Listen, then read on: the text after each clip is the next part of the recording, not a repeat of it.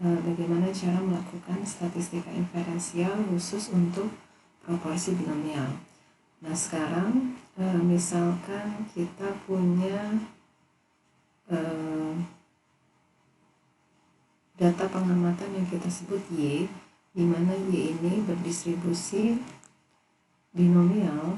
Ya, binomial ini kan ada dua parameter. Pertama adalah N, di mana N ini menyatakan banyaknya kejadian. Kemudian kita punya parameter P, di mana P ini menyatakan peluang dari sukses ya.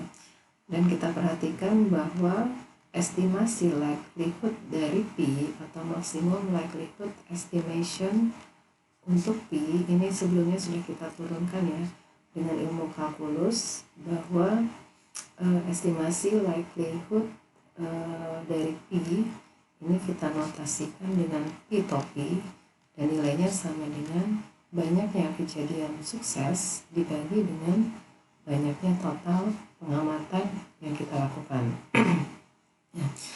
Nah, bagaimana cara melakukan statistika inferensial untuk binomial ini? Kita harus mempelajari dulu bagaimana bentuk distribusi sampling dari P topi, dari estimator nilai P ya. Nah, untuk menurunkan distribusi sampling di sini ada properti yang sangat penting ya, yang harus kita di sini saya review kembali, saya tuliskan di sini. Salah satunya adalah properti di mana kita melihat ekspektasi dari P ya. Ekspektasi dari P ini kita tahu nilainya sebesar N dikali P. Kemudian properti yang kedua ini adalah standar deviasi ya, standar deviasi dari P ya. Jadi ini nilainya adalah sebesar banyaknya percobaan dikali peluang sukses dikali peluang gagal 1 minus P ya. Jadi dua properti ini pada prinsipnya adalah menghitung min dan standar deviasi untuk perubahan acak Y yang berdistribusi binomial ya. Nah, untuk mengetahui apa itu distribusi sampling ya, distribusi sampling kan pada prinsipnya pengertiannya adalah distribusi dari suatu nilai statistik. Dan nilai statistik itu sebenarnya adalah segala sesuatu, segala perhitungan yang kita hitung, yang kita lakukan pada sampel yang kita amati. Nah, nilai statistik itu banyak. Yang paling sederhana yang kita ketahui, paling umum kita ketahui adalah misalkan mean sample, atau notasinya adalah X bar, atau juga misalkan variansi sampel. Variansi sampel itu kita notasikan dengan S kuadrat ya.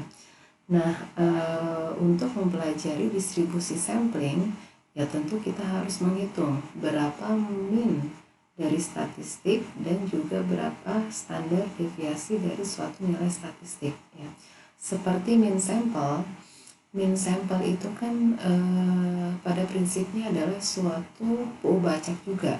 Kenapa bisa kita sebut sebagai suatu variabel atau perubahan acak?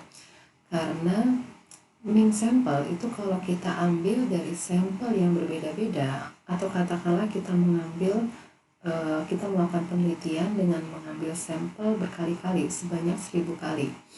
Apa yang bisa kita katakan mengenai min sampel dari 1000 sampel yang kita ambil?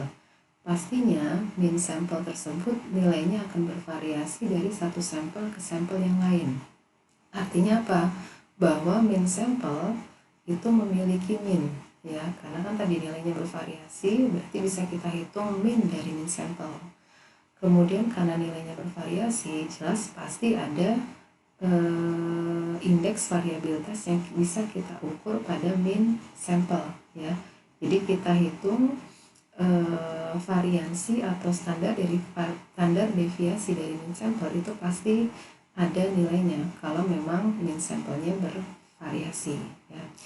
Nah, sekarang bagaimana cara menurunkan distribusi sampling dari min sampel? Yang paling sederhana kita hitung saja berapa min dari min sampel dan berapa standar deviasi dari min sampel ya.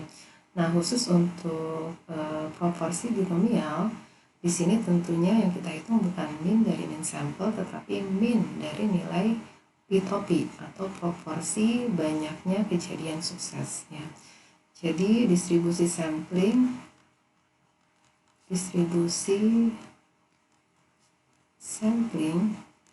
dari P-topi di sini dapat kita ringkas ya dengan cara menghitung min dari, pertama kita hitung min dari P-topi ya, kemudian yang kedua kita bisa menghitung standar deviasi dari P-topi ya. Bagaimana cara menghitung min dari P-topi? Ya kita lihat, kita tahu bahwa min itu kan pada prinsipnya nilai ekspektasi dari P-topi ya, karena min dari P-topi ini sama dengan, kita tahu P-topi itu apa? Berdasarkan persamaan ini, berdasarkan estimasi maksimal likelihood, P-topi adalah Y per N, berarti ini sama dengan ekspektasi Y dibagi N ya. Nah kita tahu bahwa ini maaf ya, yang min dan standar deviasi yang ini bukan ekspektasi dari P ya, ini adalah ekspektasi dari Y, saya salah di sini ya. Kemudian ini adalah standar deviasi dari Y ya. Jadi kedua properti ini menyatakan min dari perubahan Y dan varian standar deviasi dari perubahan Y ya. Nah di sini berdasarkan definisi ekspektasi Y, kita tahu ekspektasi Y adalah N dikali P. Kemudian ekspektasi dari N apa? Karena N ini konstan, jadi dia bisa keluar ya. Jadi 1 per N dikali ekspektasi Y adalah N dikali P. Berarti N nya bisa hilang, ini sama dengan P ya. Nah sekarang standar deviasi dari P apa? Ini bisa kita hitung sebagai standar deviasi dari P-topi. Sekali lagi kita masukkan P-topi itu apa? Y per N ya.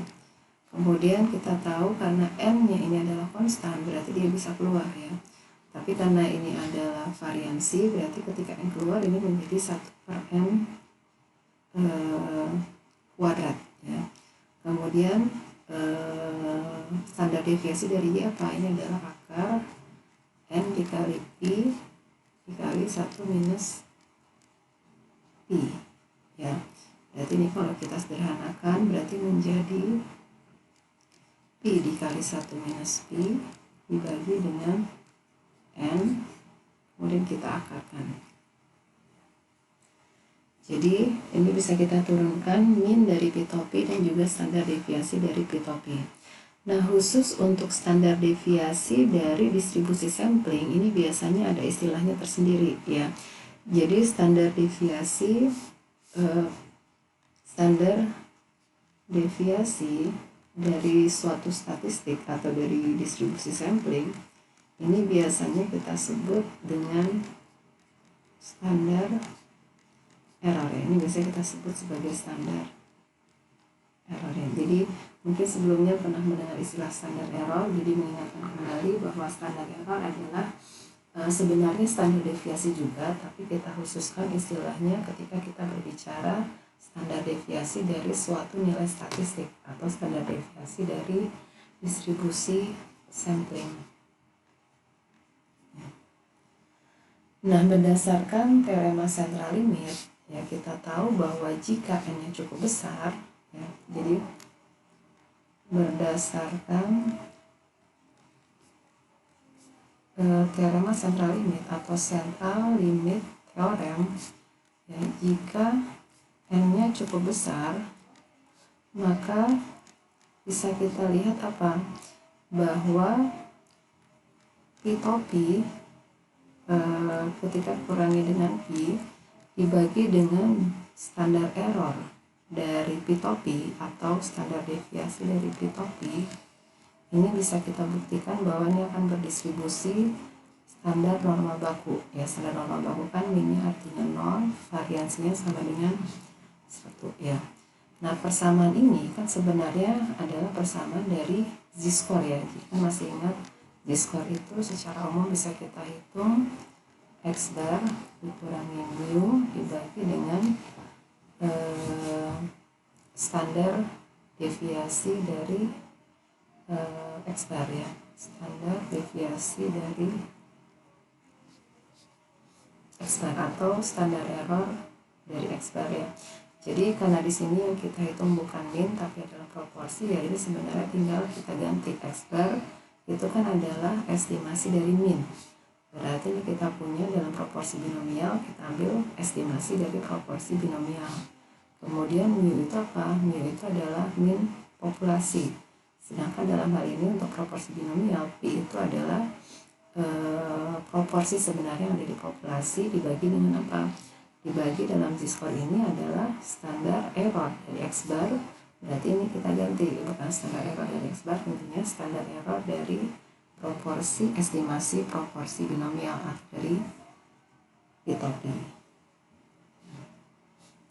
Nah nanti persamaan ini nanti yang menjadi ide dasar ketika kita membangun statistika uji untuk proporsi binomial.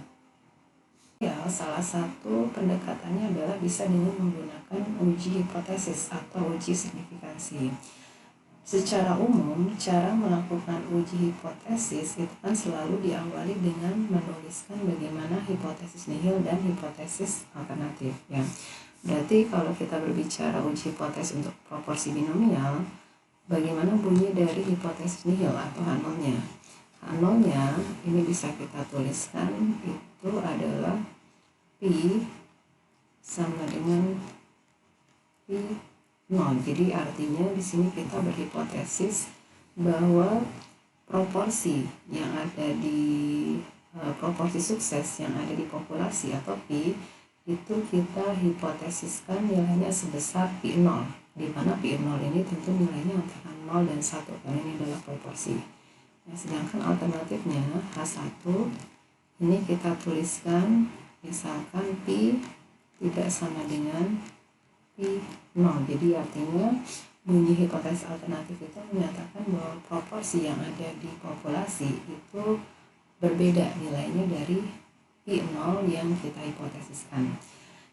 Nah, bunyi hipotesis seperti ini kita sebut juga dengan hipotesis dua arah atau dua sisi atau tutel. Karena H1-nya itu berupa persamaan tidak sama dengan ya. Bisa juga H1-nya ini dalam bentuk uji hipotesis Van-Til atau satu sisi ketika kita menuliskan hipotesis nihilnya, hipotesis alternatifnya itu berupa Pi lebih kecil atau bisa juga lebih besar dari suatu nilai Pi 0. Nah, bagaimana cara menguji hipotesis ini? Apakah H0-nya ditolak atau tidak ditolak? Itu ada 3 statistik uji yang bisa kita gunakan ya. Jadi untuk proporsi binomial kita punya pilihan ada 3 statistik uji statistik uji untuk menguji hipotesis mengenai proporsi binomial. Ini ada 3. Yang pertama itu ada yang disebut sebagai score test ya. Pertama ada yang namanya score test, di mana score test ini dia menggunakan statistik yang kita sebut sebagai statistik skor karena sesuai namanya ya. Jadi skor statistik ini statistik ujinya menggunakan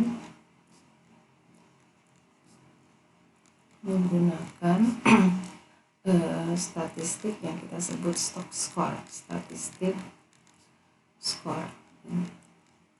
Nah, bagaimana formulanya? Formulanya itu diturunkan dari persamaan z-score yang tadi kita turunkan.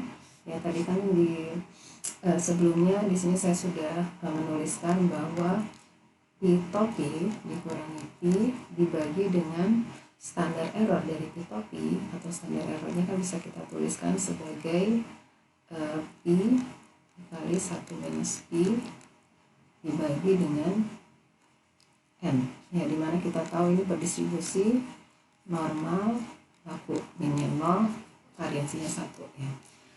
Nah, skor test ini menggunakan skor statistik dengan nilai statistik dengan formula yang sama dengan yang kita turunkan di sini, tetapi nilai P-nya di sini kan ada parameter yang tidak diketahui. P topi itu kan adalah nilai proporsi yang kita estimasi dari sampel. Sedangkan nilai P ini kan adalah P yang kita asumsikan nilai sebenarnya yang ada di populasi. Ya, nah kan sesuai yang kita hipotesiskan di H0 itu kan kita berhipotesis bahwa parameter populasi proporsinya itu kan sebesar P0. Artinya nilai P ini bisa kita ganti dengan P0. Itulah yang kita sebut sebagai skor tes ya. Jadi statistik skornya itu kita tuliskan P topi dengan menggunakan formula yang sama. Cuma di sini parameter P-nya, parameter populasinya ini kita ganti dengan yang kita asumsikan di bawah hipotesis nihil, yaitu P0 dibagi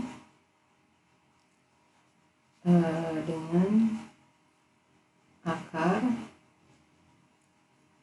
P0 ya, karena ini tadi yang kita estimasi ya, parameter populasi dari parameter yang ada di H0 dikali 1 minus P0 dibagi dengan N ya, dan ini berdistribusi normal baku ya. Nah, alternatif yang kedua kita bisa menggunakan yang disebut sebagai Wald test ya. Wald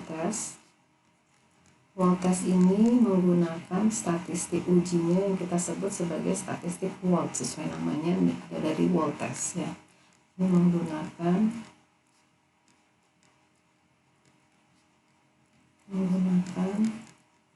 statistik Wald ya. Nah, bagaimana bentuk statistik Wald ini? Prinsipnya masih menggunakan formula yang sama, cuman dalam hal ini nilai parameter populasinya, jadi membedakan pada prinsipnya hanya di standar error ya. Standar error dari skor tes itu nilai parameter P-nya kita ganti dengan kita estimasi dengan parameter yang ada di bawah hipotesis nihil ya. Sedangkan Wald test standar errornya di sini menggunakan P-nya, estimasi P-nya itu kita gunakan estimasi berdasarkan estimasi sampel. Jadi kalau kita tuliskan komponen yang ada di atas ini tetap sama, P topi dikurang P0, cuma di sini standar errornya kita ganti nilai P-nya sekarang kita estimasi dari dari proporsi sampel.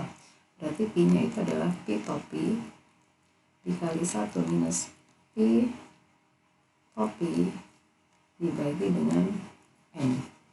Jadi ini sama juga berdistribusi normal 0, 1 ya. Jadi saya lagi di sini yang membedakan skor tes dan Wald test itu yang membedakan adalah standar errornya ya. Standar error dari skor tes itu nilai parameter populasi P kita estimasi dengan nilai yang kita asumsikan di bawah hipotesis nihil, berarti kita estimasi P dengan P0. Sedangkan di dalam Wald test standar errornya itu kita mengestimasi nilai parameter populasi P dengan nilai proporsi yang ada di sampel, berarti menggunakan P topi. Nah, jika N-nya cukup besar ya, kedua statistik ini baik skor maupun statistik Wald ini mengikuti distribusi normal 0 dengan minnya 0 dan variasinya 1 ya. Nah, statistik yang ketiga ini ada yang disebut statistik likelihood ratio test. Likelihood ratio test atau biasanya kita singkat dengan LRT ya. Nanti ini kita akan bahas lebih detail mengenai yang statistika uji yang ketiga.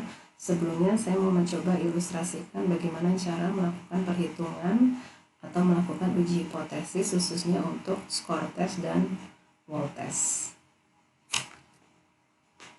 Contoh bagaimana cara melakukan uji hipotesis dengan menggunakan statistik uji berdasarkan skor tes dan juga Wald test. Jadi misalkan sebagai contoh, misalkan saya melakukan survei, kemudian saya bertanya, apakah Anda akan ikut pemilu atau tidak? Ya. Katakanlah dari populasi yang saya amati, katakanlah saya mengambil sampel sebanyak 828 orang. Ya, jadi misalkan sampel sebanyak 828 orang. Ya. Nah, dari sampel sebanyak 828 orang ini, saya tanyakan apakah Anda akan ikut pemilu. Ya.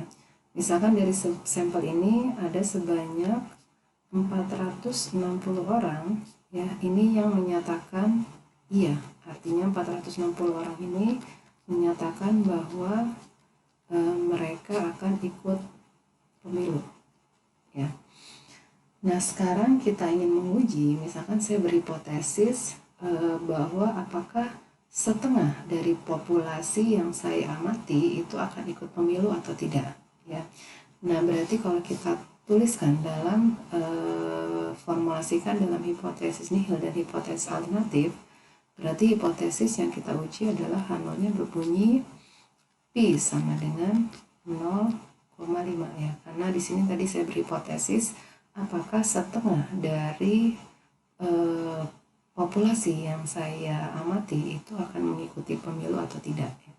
Berarti tandingannya, alternatifnya ini berbunyi Pi tidak sama dengan 0,5. Artinya hipotesis saya salah. Berarti dalam konteks hipotesis penelitiannya itu menyatakan bahwa yang mengikuti pemilu, yang menyatakan akan mengikuti pemilu itu proporsinya bukan setengah.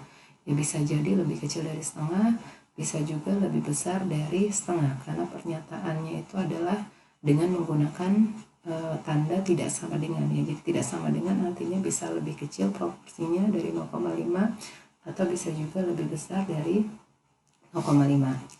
Nah, sekarang kalau kita hitung berapa estimasi maksimum likelihood dari proporsi. Jadi bisa kita hitung estimasi likelihood proporsi itu yang kita notasikan dengan P-topi. Ini bisa kita hitung sebagai banyaknya kejadian sukses, atau dalam hal ini banyaknya orang yang mengatakan iya. Jadi misalkan sukses itu kita definisikan sebagai orang-orang yang mengikuti pemilu, menyatakan akan mengikuti pemilu. Berarti ini adalah 460 dibagi 828, ya. Hasilnya kurang lebih ini adalah 0,556, ya. Nah, sekarang bagaimana cara menyimpulkan apakah hipotesis nihil ditolak atau tidak? Kita bisa pakai dua cara. Kita bisa pakai score test. Kita bisa menggunakan score test, di mana statistik ujinya kita menggunakan persamaan ZS, di mana ini adalah rumusnya Pi dikurang P0 dibagi standar errornya. Tadi masih ingat standar errornya itu di mana parameter populasi kita estimasi dengan nilai proporsi yang kita nyatakan di hipotesis nihil, ya. Berarti ini adalah Pi 0 dikali 1 minus Pi 0 dibagi N, ya. Berarti ini P-topi, ya. Berarti P-topinya berapa di sini kan 0,556 dikurangi P0-nya adalah yang di hipotesis nihil itu adalah sebesar 0,5 dibagi akar P0-nya adalah 0,5 kali 1 minus P0 kan 0,5 juga, ya. Berarti 0,5 dibagi banyaknya sampel 858, ya. Kalau kita hitung ini hasilnya adalah 3,22. Jadi berdasarkan skor tes, nilai statistik ujinya adalah sebesar 3,22, ya. Nah, sekarang kalau kita menggunakan statistik uji yang kedua, kita menggunakan wall test. Di sini statistik ujinya misalkan kita sebut ZW. Ini adalah sama ya, Pi topi dikurangi Pi 0, cuma tadi yang membedakan adalah standar errornya. Standar errornya dimana Pi-nya kita ganti dengan Pi topi ya, berarti ini adalah Pi topi dikali 1 minus Pi topi dibagi dengan N ya, berarti ini adalah 0,556 dikurangi 0,5 dibagi akar Pi topinya adalah 0,556 dikali 1 minus 0,556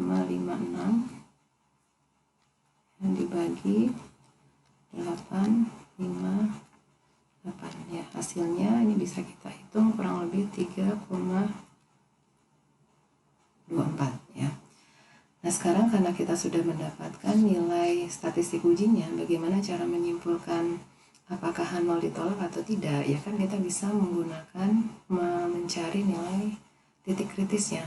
Ya, titik kritisnya kalau kita tahu ya bahwa statistik uji dari skor tes maupun wall test, kalau N-nya cukup besar, ini kan berdistribusi normal baku ya. Nah, karena dia berdistribusi normal baku, berarti titik kritisnya apa?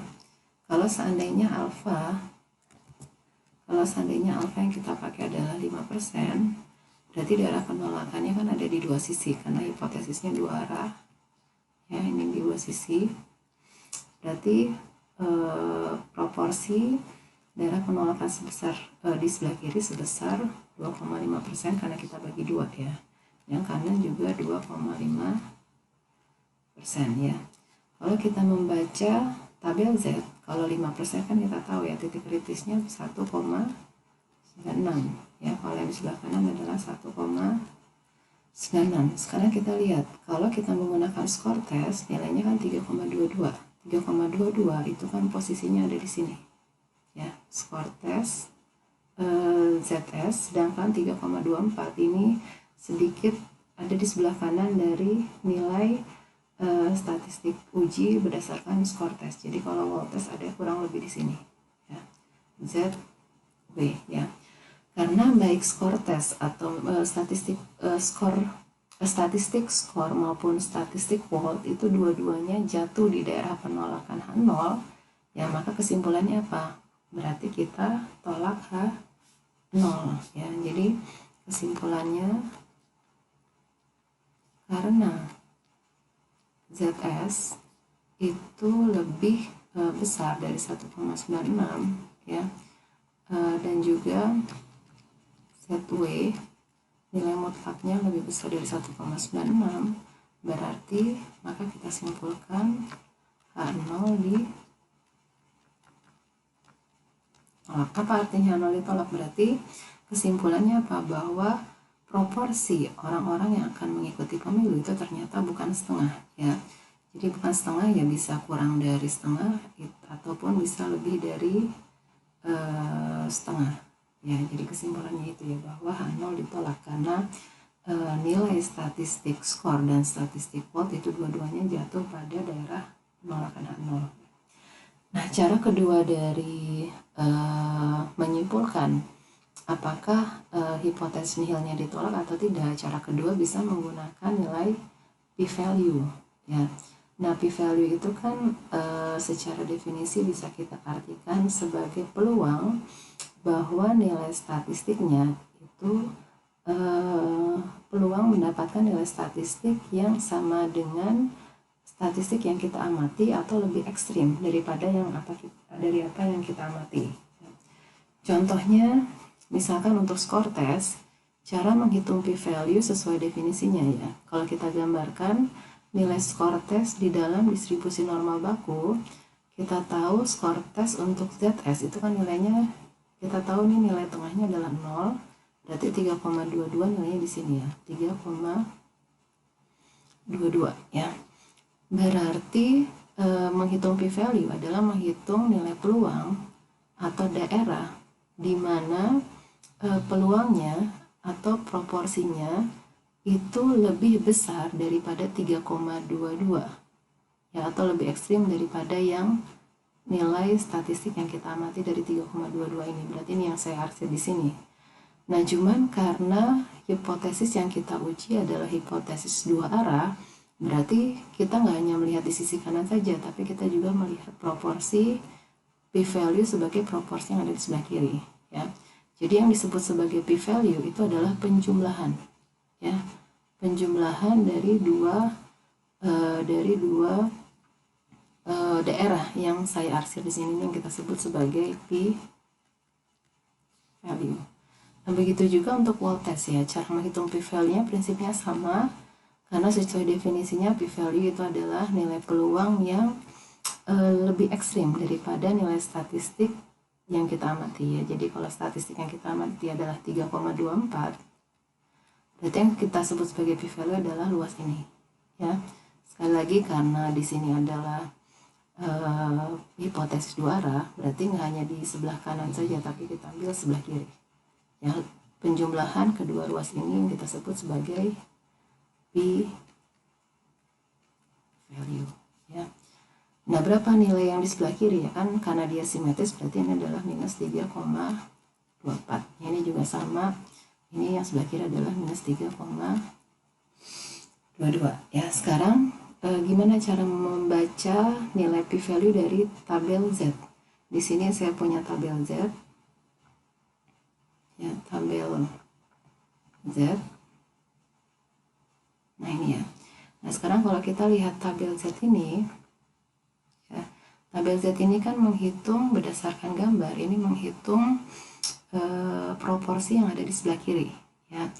Nah, berdasarkan gambar yang tadi sudah kita lihat, proporsi yang ada di sebelah kiri itu kan berarti yang nilai z-score-nya sama dengan minus 3,22 atau minus 3,4 ya. 3,22 itu berdasarkan skor statistik, sedangkan minus 3,4 berdasarkan WOLT ya. Jadi kalau kita lihat di sini minus 3,22 berarti kita baca di sini minus 3,22 adalah nilainya sebesar 0,006 ya. Sedangkan kalau minus 3,42 itu sebesar maaf tadi berapa? Minus 322 sama, kita lihat yang skor tes ya.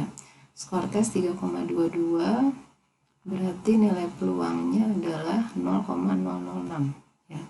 Jadi kalau kembali lagi ke sini, berarti besarnya proporsi yang ada di sini saja ini sebesar 0,006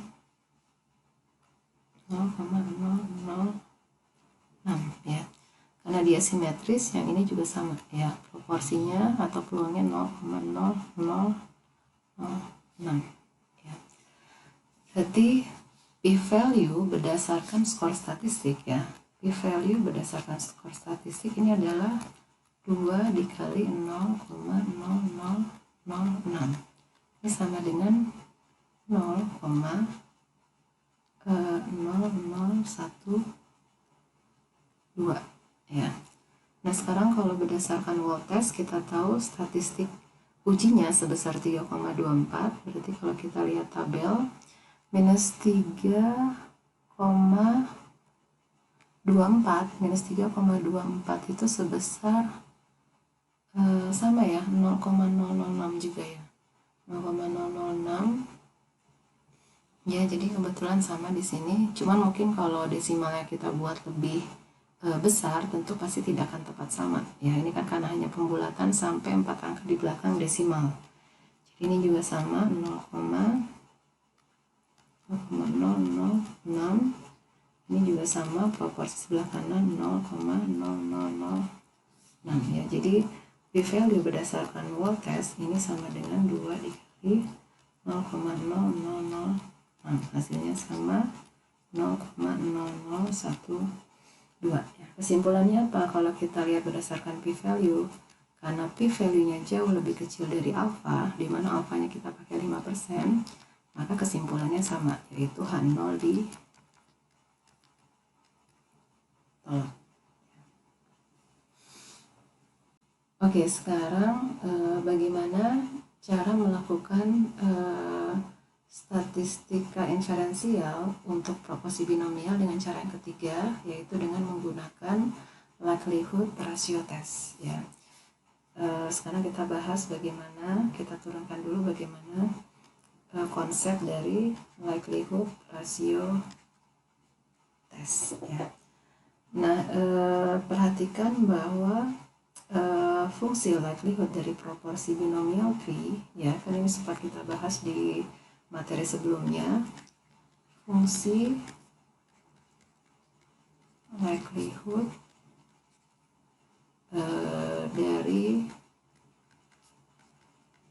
proporsi binomial P ini kan sebenarnya sama juga menyatakan fungsi dari distribusi peluang, cuman fungsi distribusi peluangnya kita pandang sebagai fungsi dari parameter P ya. Fungsi likelihood kita notasikan dengan L atau fungsi terhadap parameter P diberikan data yang sudah kita observasi. Ya, kita tuliskan ini apa nilainya? Kombinasi N dari Y dikalikan dengan peluang sukses P pangkat Y dikali 1 minus P pangkat N minus Y ya. Nah, bagaimana ide dari menggunakan fungsi likelihood ini untuk menguji hipotesis di mana H0-nya kita berhipotesis bahwa parameter populasi proporsinya sama dengan suatu nilai tertentu, misalkan kita sebut P0, H1-nya ini menyatakan bahwa parameternya tidak berbeda, ini parameternya berbeda dari P0 ya. Nah, sekarang kita misalkan saya punya L0 ya. L0 ini dimana saya substitusi dari fungsi likelihood, dimana P-nya parameternya saya asumsikan sama dengan parameter yang ada di bawah hipotesis nihil ya. Jadi misalkan saya punya L0, nilai dari fungsi likelihood ini menyatakan nilai maksimum likelihood ya, nilai maksimum likelihood ya di bawah H0 benar ya, di bawah H0 benar ya. Kalau di bawah H0 benar berarti nilai P-nya yaitu sama dengan P0 ya, karena bunyi H0 kan P sama dengan P0. Berarti ini adalah L dimana P-nya kita ganti P0 diberikan data observasi Y ya. Kemudian misalkan kita punya L1, ini adalah fungsi likelihood yang kita definisikan sebagai nilai maksimum likelihood untuk semua nilai P yang memungkinkan ya. Jadi kalau kita evaluasi nilai maksimum likelihood dari semua nilai P yang memungkinkan antara 0 sampai 1 kan bisa kita turunkan secara kalkulus ya. Kita menggunakan turunan pertama, kemudian kita buat sama dengan 0, kita peroleh apa? Bahwa nilai maksimum likelihoodnya itu sama dengan nilai P to P, di mana P to P itu adalah proporsi banyaknya kejadian sukses dibagi dengan banyaknya pengamatan ya. Jadi sekali lagi di sini L1 itu adalah nilai maksimum likelihood dari semua nilai P yang memungkinkan ya, yang memungkinkan. Nilai maksimum likelihood dari semua nilai P yang memungkinkan, yaitu berarti nilainya di sini adalah L P to P ya, karena berdasarkan estimasi maksimum likelihood nih fungsi likelihood itu mencapai nilai maksimum ketika P-nya sama dengan P to P yaitu Y dibagi N ya. Ya, dimana P to P-nya ini adalah Y dibagi N ya. Nah, sekarang kita perhatikan ya. Jadi sekarang perhatikan bahwa pertama itu adalah L0 itu nilainya selalu lebih kecil daripada L1 atau bisa juga sama dengan ya. Jadi L0 itu selalu lebih kecil daripada L1 ya. Kenapa demikian? Ya karena jelas L1 itu kan selalu mencapai nilai maksimum ya.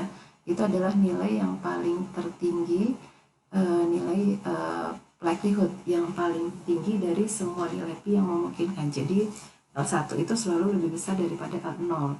Dan L0 itu juga bisa sama dengan L1 ya ketika memang nilai P0-nya itu sama dengan nilai dari estimasi maksimum likelihood yang kita turunkan dengan menggunakan persamaan Y dibagi N. Ya, jadi kondisi di mana likelihood atau fungsi likelihood L1 itu selalu lebih besar atau sama dengan L0 ya. Nah, sekarang kita lihat logikanya begini. Kalau memang H0 itu benar ya, H0 itu benar kan artinya di sini kita asumsikan parameternya sama dengan P0 ya. Di bawah H0 itu benar, maka kita berharap bahwa nilai parameter yang ada, nilai estimasi parameter berdasarkan sampel itu tentu nilainya sama dengan P0 ya. Jadi sebenarnya logik cara berpikirnya seperti ini. Kalau H0 itu memang benar ya, jadi saya tuliskan kalau H0 itu benar ya, jika H0 itu benar ya, jika H0 itu benar ya, berarti apa? Kita bisa berekspektasi, kita bisa berharap bahwa estimasi parameter dari nilai Pi atau P-topi itu tentu nilainya akan mendekati nilai parameter yang kita hipotesiskan di hipotesis nihil. Ya, jadi P-topi itu akan mendekati P0 ya kalau asumsinya H0 itu benar. Nah, apa implikasinya ketika P-topi sama dengan mendekati nilai P0? Ya, artinya kita bisa berharap bahwa sehingga nilai dari likelihood yang kita evaluasi pada P0 tentu nilainya juga akan kurang lebih sama dengan nilai likelihood yang kita estimasi dari P-topi ya, P-topi. Jadi kalau memang H0-nya itu benar ya kan, tentu kita berharap apa yang kita estimasi pada sampel tentu nilainya mendekati dengan P0, sehingga apa, bahwa dari sini implikasinya kita bisa berharap juga bahwa likelihood yang kita estimasi pada P0 di bawah H0 itu benar, nilainya akan sama dengan likelihood yang kita evaluasi pada estimasi maksimum likelihood P-topi ya. Jadi dari sini apa bisa kita lihat, kalau ternyata nilai L0-nya itu jauh lebih kecil daripada L1, itu adalah indikasi untuk menolak H0 ya. Jadi poin yang ketiga di sini yang mau saya tuliskan adalah kalau kita dapatkan L0 jauh lebih kecil daripada L1, maka ini adalah indikasi untuk menolak H0. Hipotesis nihil Pi sama dengan P0-nya itu ditolak atau tidak, kita bisa menggunakan prinsip dari 3 poin ini ya, atau secara khusus kita pakai poin yang kedua di sini ya. Kita tahu bahwa H0 itu kita dukung karena H0 itu benar terjadi ketika L0-nya sama dengan L1 ya. Nah, sesuai dengan namanya, kenapa disebut likelihood ratio? Karena kita mau mengambil rasio antara L0 dan L1 ya. Jadi ide dasarnya dari likelihood ratio itu kita mengambil rasio antara L0 dan L1. Jadi ketika L0 dan L1-nya ini sama dengan 1, apa yang bisa kita katakan mengenai hipotesis nihilnya? Ya tentu hipotesis nihilnya kita dukung ya, karena kan kalau rasionya sebesar 1 artinya kan L0 sama dengan L1 ya, berarti ketika kita dapatkan rasio ini sama dengan 1 berarti H0 itu kita dukung ya. Nah, cuman di sini di dalam melakukan atau menciptakan statistik uji berdasarkan fungsi likelihood, di sini tidak hanya sebatas mengambil rasio antara log likelihood dievaluasi pada P0 dan P-topi, tetapi kita melihat rasio di mana fungsi ini kita kenakan fungsi logaritma ya. Jadi logaritma, kita hapus ya, logaritma dari L0 dibagi L1 kemudian kita kalikan dengan minus 2 ya. Jadi kenapa rasionya ini kita ambil nilai logaritma kemudian kita kalikan minus 2? Karena ada alasannya. Ini secara statistik bisa kita turunkan bahwa minus 2 log dari L0 dan L1 itu berdistribusi chi-square. Yang bisa kita buktikan bahwa statistik ini berdistribusi chi-square dengan derajat kebebasannya itu sebesar 1. Ya, jadi itu kenapa kita pakai minus 2 log L0 dibagi L1. Ya. Jadi log ini adalah fungsi dari logaritma natural. Ya. Kemudian poin yang kedua, statistik dari nilai log likelihood ratio test ini pasti nilainya selalu non negatif ya. Jadi nilai ini ya, nilai ini selalu non negatif ya. Kenapa bisa non negatif? Karena sekarang kita lihat persamaan yang ada di dalam fungsi logaritma. L0 itu kan paling besar nilainya sama dengan L1 ya. Nah, ketika nilai L0 lebih kecil daripada L1, berarti persamaan ini menjadi nilainya pasti selalu di antara 0 dan 1. Karena nilai L0 kurang dari L1, berarti ini nilainya antara 0 dan 1. Ya, ketika kita mengambil nilai logaritma pada bilangan antara 0 dan 1, berarti kan nilainya selalu negatif. Ya. Karena bilangan hasil dari logaritma ini selalu negatif, kemudian kita kalikan dengan minus 2, berarti kan hasilnya selalu positif. Ya, jadi statistika uji minus 2 log likelihood ratio ini nilainya selalu positif atau lebih tepatnya non negatif. Ya. Nah, sekarang apa kriteria bahwa kita tolak 0 atau tidak? Ya, kita lihat saja. Kalau kita memandang sebagai statistika uji minus 2 log rasio ya. Nilai minus 2 log rasio ini kan tadi nilai selalu positif dan nilainya akan semakin besar ketika H0-nya itu salah ya. Jadi dari sini kesimpulannya apa? Bahwa kita tolak H0 pada taraf misalkan alfa itu jika, saya tuliskan di atas ini ya.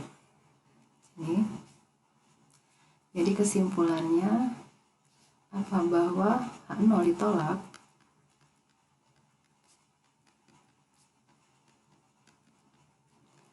jika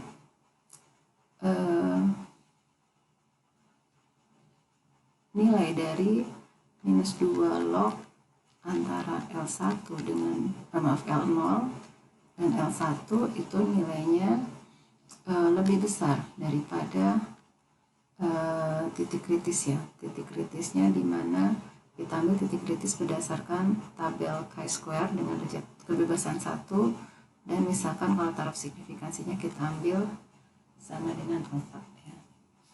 Ini kriteria pertama. Atau tolakan 0 kita bisa pakai p-value, dimana kalau p-value-nya lebih kecil dari alfa ya, ini artinya kita tolak H0.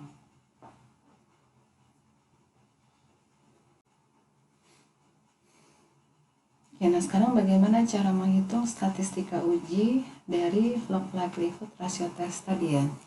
Jadi prinsipnya kan tadi kita mengambil rasio antara L0 dengan L1 ya. Jadi kalau kita hitung rasio antara L0, kalau kita hitung L0 dibagi dengan L1, kita tahu L0 itu kan fungsi likelihood yang kita evaluasi pada saat P0 di bawah H0 benar. Berarti ini adalah kombinasi N dari Y, di mana P-nya itu kan adalah P0 ya. P-nya kita ganti P0 pangkat Y dikali 1 minus P0 pangkat N minus Y ya. Sedangkan L1 itu adalah fungsi likelihood yang kita evaluasi berdasarkan P-nya itu adalah nilai P-top-P, atau P-top-P ini adalah estimasi maksimum likelihood dari P ya. Berarti ini adalah NY, kombinasi NY, berarti ini adalah P-nya kita ganti P-top-P pangkat Y dikali 1 minus P-top-P pangkat N minus Y, yang dimana P-topinya ini sama dengan Y dibagi N ya. Ini kombinasinya bisa kita hapus, berarti bisa kita peroleh P0 pangkat Y kemudian dibagi dengan P-topi pangkat Y, dimana P-topinya adalah Y per N, berarti N nya bisa pindah ke atas ya. N nya bisa pindah ke atas, di sini dikali N dibagi dengan Y ya. Kemudian ini jangan lupa dipangkatkan dengan Y ya. Sekarang yang kedua, ini kita punya 1 minus P0 ya, 1 minus P0, kemudian P-topi yang ada di bawah ini kita ganti dengan Y per N, kita substitusi dengan Y per N, berarti yang N nya bisa pindah ke atas ya, kemudian dibagi dengan N minus Y. Ini jangan lupa dipangkatkan dengan N minus Y ya. Harusnya tidak ada, ini bisa kita hapus ya. Jadi ini adalah bentuk dari rasio antara L0 dan L1. Nah, sekarang yang disebut sebagai statistik dari likelihood ratio test itu adalah bukan hanya memandang sebagai rasio saja, tetapi rasio ini kita berikan fungsi logaritma kemudian kita kalikan 2. Jadi minus 2 log logaritma dari rasio antara L0 dan L1 ya. Berarti dari sini bisa kita tuliskan bahwa rasionya ini berupa perkalian, ketika dikenakan dengan fungsi logaritma berarti kan menjadi penjumlahan ya. Nah, kemudian di sini bisa kita tuliskan menjadi minus 2 ya, karena ini ada pangkat Y, Y-nya bisa turun berarti menjadi minus 2Y dikali logaritma antara N dikali P0 dibagi dengan Y ya. Kemudian kita kurangi dengan 2, pangkat N minus Y juga bisa turun, kita kalikan 2N minus Y dikalikan logaritma N dikali 1 minus P0 dibagi dengan N minus Y ya. Nah, sekarang supaya nilai negatifnya ini hilang, kita ganti logaritma persamaan yang ada di dalam logaritma, kita tukar ya, penyebut jadi pembilang, pembilang jadi penyebut, karena kalau kita tukar berarti kan itu menjadi minus logaritma, karena minus kali minus positif, berarti kita bisa tuliskan 2 logaritma 2 dikali Y logaritma ini posisinya kita ganti, berarti menjadi Y dibagi N kali P0 ya. Ditambah ini juga sama, posisi penyebut dan pembilang kita tukar, berarti ini menjadi positif 2 dikali N minus Y logaritma N minus Y dibagi N dikali 1 minus P0 ya. Nah, sekarang perhatikan bahwa di sini saya beri catatan pertama bahwa Y itu kita tahu apa? Ini adalah banyaknya kejadian sukses yang kita amati ya, sukses yang diobservasi,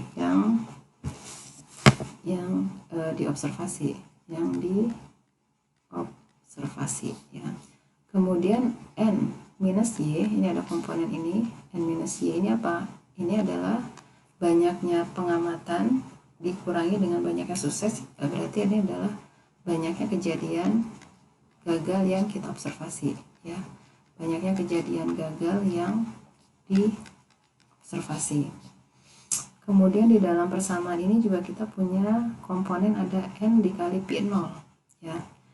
N dikali P0 ini apa? N kali P0 ini juga sama, menyatakan banyaknya sukses ya. Jadi kan banyaknya pengamatan dikalikan dengan proporsi sukses, itu kan sama dengan banyaknya sukses. Tetapi ini adalah banyaknya sukses di bawah asumsi bahwa H0-nya itu benar. Karena proporsi suksesnya kita ambil dari proporsi yang kita tuliskan di H0, yaitu sebesar P0 ya. Jadi NP0 ini adalah ekspektasi banyaknya sukses di bawah asumsi bahwa H0 itu benar ya.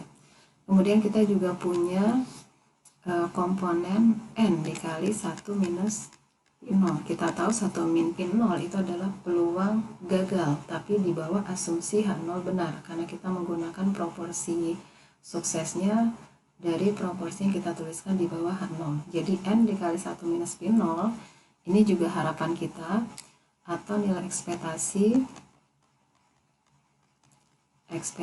banyaknya gagal, ya, sama dengan asumsi bahwa H0 nya itu di bawah H0 benar, ya.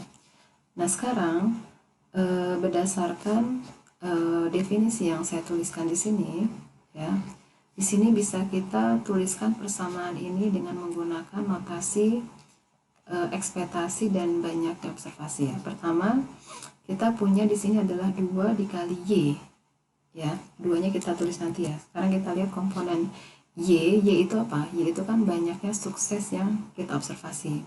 Jadi misalkan Y ini saya ganti dengan simbol OBS, artinya observasi, kemudian logaritma. Komponen yang ada di logaritma, pertama Y itu sama, menyatakan banyaknya kejadian sukses yang kita observasi, saya sebut OBS. Kemudian N dikali P0 itu adalah ekspektasi dari banyaknya sukses di bawah H0 itu benar. Jadi di sini saya tuliskan sebagai ekspektasi, atau saya sebut EXP, ya. Nah, sekarang komponen yang kedua, yang ini juga sama. N minus Y itu juga sama, menyatakan observasi tetapi untuk observasi gagal, ya, sama juga observasi. Kemudian di dalam logaritma ini juga sama. Yang di atas N minus Y itu menyatakan observasi tetapi observasi untuk banyaknya gagal yang kita amati. Kemudian yang di bawah adalah N dikali 1 minus P0, ini adalah nilai ekspektasi. Jadi sama. Kedua komponen ini, ya, yang di sebelah kiri, yang ini dan sebelah kanan, itu sama-sama menyatakan observasi dikali logaritma dari observasi dibagi ekspektasi. Berarti bisa saya tuliskan ini adalah karena ada 2 komponen, yaitu baik observasi yang diamati untuk kejadian sukses dan juga kejadian gagal. Ini saya sebut observasi I, ini juga observasi I, ini juga ekspektasi I, ya. Berarti ini adalah penjumlahan di mana I-nya itu sama dengan sukses dan sama dengan gagal. Dan jangan lupa kedua komponen ini sama-sama dikalikan 2, berarti ini kalikan 2, ya. Sekarang kita coba aplikasikan ke dalam contoh soal yang sama yang sudah kita bahas sebelumnya, di mana misalkan kita mengambil sampel sebanyak 828 orang. Kemudian dari 828 sampel ini kita amati ternyata sebanyak 460 orang tadi mengatakan akan mengikuti pemilu, ya. Berarti dalam hal ini saya tuliskan lagi, ya, likelihood ratio testnya itu adalah likelihood ratio testnya tadi kan kita turunkan sebesar 2 dikali sigma observasi ke I dikalikan dengan logaritma observasi ke I dibagi dengan harapan atau ekspektasi di bawah 0 itu benar untuk kejadian baik sukses ataupun gagal, ya. Nah, sekarang kita coba uraikan satu-satu komponen yang ada di statistik likelihood ratio test ini. Pertama, kita punya ada data yang kita amati atau kita observasi untuk kasus sukses. Dalam hal ini suksesnya itu adalah ketika responden atau sampel yang kita ambil ini menyatakan akan mengikuti pemilu. Berarti observasi atau pengamatan suksesnya sebesar 460, ya. Kemudian banyaknya yang kita amati yang menjawab tidak. Menjawab tidak ini ada sebesar berapa, ya? Kita kurangi saja, 828 dikurangi 460, yaitu sebesar 368, ya. Nah, tadi yang kita hipotesiskan di bawah 0 itu apa? Bahwa Pi sama dengan 0,5. Jadi nilai Pi 0-nya sama dengan 0,5. Kita berhipotesis apakah setengah dari populasi itu akan mengikuti pemilu atau tidak, ya gitu adalah hipotesis penelitian kita. Nah, di bawah H0 itu benar, berarti kita bisa hitung berapa harapan dari populasi yang kita amati itu akan menjawab iya. Nilainya sebesar apa? N dikali I 0, ya N-nya berapa? 828. Berarti kalau memang benar H0-nya itu benar atau memang benar ada setengah populasi yang akan menjawab iya, ya berarti ekspektasi dari yang menjawab akan ikut pemilu adalah 828 dikali 0,5, ya setengahnya itu sebesar 414, ya. Kemudian ekspektasi dari yang menjawab tidak, ya di bawah H0 itu benar, ya kita kalikan N dikali 1 minus I 0, ya, atau bisa kita hitung ya kita ambil sisanya juga karena setengah iya, ya berarti setengahnya juga menjawab tidak, ya, dikali 0,5 juga, ini sebesar 414, ya. Nah, dari sini bisa kita hitung metode likelihood ratio test dengan menggunakan rumus yang sudah kita turunkan tadi, ya. Jadi sekarang kita masukkan hasil perhitungan observasi ke persamaan ini. Persamaan likelihood ratio test berarti sama dengan 2 dikali observasi yang pertama itu adalah yang kasus jawab iya, berarti di sini sebesar 460 dikali logaritma observasi iya berarti 460 dibagi ekspektasi yang iya. Ekspektasi iya di sini sebesar 414, ya. Ditambah sekarang observasi yang menjawab tidak berarti sebesar 368 dikali logaritma 368 dibagi 414, ya. Dari sini kita hitung hasilnya kurang lebih 10,24, ya. Nah, sekarang kita sudah dapat nilai statistik ujinya. Nah, bagaimana cara menyimpulkan apakah H0-nya ditolak atau tidak? Karena kita tahu likelihood ratio test ini kan berdistribusi chi-square dengan derajat kebebasannya 1. Ya, jadi kalau kita gambarkan chi-square distribusinya dan kita tahu titik kritisnya kan ada di sebelah kanan, ya. Karena kan likelihood ratio testnya itu menyatakan kalau nilai LRT-nya semakin besar, itu semakin besar kemungkinan kita untuk menolak H0, ya. Nah, di sini kita hitung berapa titik kritis berdasarkan chi-square dengan derajat kebebasan 1. Kemudian misalkan kita ambil alfanya adalah 0,05, ya. Di sini sekarang berarti kita harus mengecek ke tabel chi-square, ya. Di sini saya punya tabel chi-square. Nah, di sini tabel chi-square ini, di sini yang ada nilai yang ada di dalam tabel itu kan menyatakan area yang berada di sebelah kanan dari nilai titik kritis, ya. Berarti kan di sini kita lihat degree of freedom-nya sama dengan 1. Berarti kita melihat baris pertama, kemudian alfanya kita pakai 0,05, ya. Berarti melihat degree of freedom-nya 1 di bawah alfanya 0,05, berarti titik kritisnya sebesar 3,841. Jadi kalau kita kembali lagi ke sini, berarti ini titik kritisnya sebesar 3,841, ya. Nah, sekarang nilai statistik ujinya sebesar 10,24, ya. 10,24 itu kan posisinya ada di sini, ya. Semakin jauh, ya, berada di sebelah kanan titik kritis. Jadi ini nilai LRT-nya sebesar 10,24. Nah, karena statistik ujinya, nilai statistik ujinya itu jatuh di daerah penolakan H0, ini yang sebelah kanan ini kan daerah penolakan H0. Berarti kita simpulkan apa? Bahwa karena statistik ujinya jatuh di daerah penolakan H0, berarti kita simpulkan H0 ditolak, ya.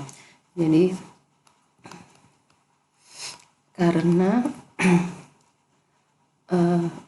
nilai LRT-nya ini lebih besar daripada 3,841,